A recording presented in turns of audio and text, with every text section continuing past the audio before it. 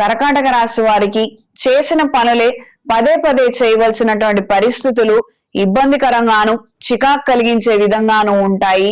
మనం చేశాం కదా, మనం చేసినప్పుడు తప్పులు దొల్లలేదు, మనకు కనిపించలేదు, కానీ అవతల వాళ్ళ చేతికి వెళ్ళంగానే మళ్ళీ ఏదో ఒక రకమైనటువంటి ఇష్యూస్ రావటం, ఎర్రర్స్ రావటం, మళ్ళీ దాన్ని రెక్టిఫై చేయమని మీకు పంపించడము, ఈ రకమైనటువంటి పరిస్థితులే ఎక్కువగా ఉంటాయి. లీజులు, లైసెన్సులు, టెండర్ల కోసం చేసే ప్రయత్నాలు అంతంత మాత్రంగా ఉంటాయి. మనకి తెలిసిన వాళ్ళు ఉన్నత స్థానాల్లో ఉన్నప్పటికీ మనకి మేలు చేసే వాళ్ళు మాత్రం కంటికి కనిపించకపోవచ్చు. మీ శక్తిని మాత్రమే మీరు నమ్ముకుంటారు. దైవానుగ్రహంతో కొన్ని కార్యక్రమాలను మాత్రం అందుకోగలుగుతారు. దూర ప్రాంత ప్రయాణాలు కలిసొస్తాయి. వాహన సంబంధమైన భద్రత ఖచ్చితంగా అవసరం. వైద్య పరీక్షలకు ధనం ఖర్చయ్యే విధంగా కనిపిస్తున్నది.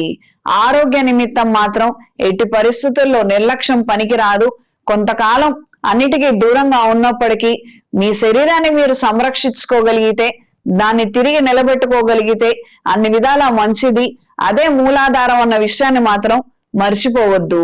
ఎన్ని ముఖ్యమైన పనులున్నా అవి పక్కన పెట్టి వైద్యులు చెప్పిన సలహాలను మాత్రం మంచిగా వినండి. ఎట్టి పరిస్థితుల్లో పెడచెవిన పెట్టద్దు. రేపొద్దున ఏదైనా జరగరాంది జరిగితే మనల్ని చూసుకునేది ఎవరు అన్న ఒక అభద్రతా భావం కావచ్చు, బెంగ, బాధ కావచ్చు ఇంట్లో వాళ్ళకి తలెత్తుతుంది. కాస్తంత ధైర్యం చెప్పడం అనేది కరెక్ట్ పద్ధతి. ఈ వారం స్త్రీలకు నూతన విద్యా అవకాశాలను రెండో ప్రయత్నంలో అందుకోగలుగుతారు. ఉద్యోగ సంబంధమైన విషయాలు అంతంత మాత్రంగా ఉంటాయి. చేస్తున్నటువంటి ప్రయత్నాలలో క్లారిటీ లేక కొన్ని రకాలైనటువంటి ఆలోచనలతో రిస్ట్రిక్ట్ చేసుకునే విధంగా ఉంది. కాస్తంత ప్రయత్నాలు గట్టిగా చేయగలిగితే అన్ని విధాలా మంచిది. మంచి ఉద్యోగాన్ని సంపాదించుకోగలుగుతారు.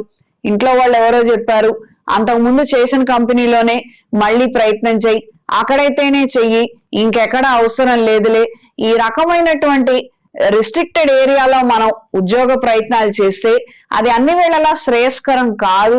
రావచ్చు, రాకపోవచ్చు, ఏదో ఒకటి రెండు ప్రయత్నాలు చేయండి. వస్తే సరే ఉంది, రాకపోతే అది వదిలేసి వేరే కంపెనీలలో ప్రయత్నం చేయండి. మంచి అవకాశం లభిస్తుంది. ఇంట్లో వాళ్ళు చెప్పారనో, తెలిసిన వాళ్ళు చెప్పారనో మీరు చేసే ప్రయత్నాలలో మాత్రం ఆటంకాలు ఏర్పరచుకోవద్దు. ఆరోగ్య విషయంలో ఖచ్చితమైన జాగ్రత్తలు అవసరం.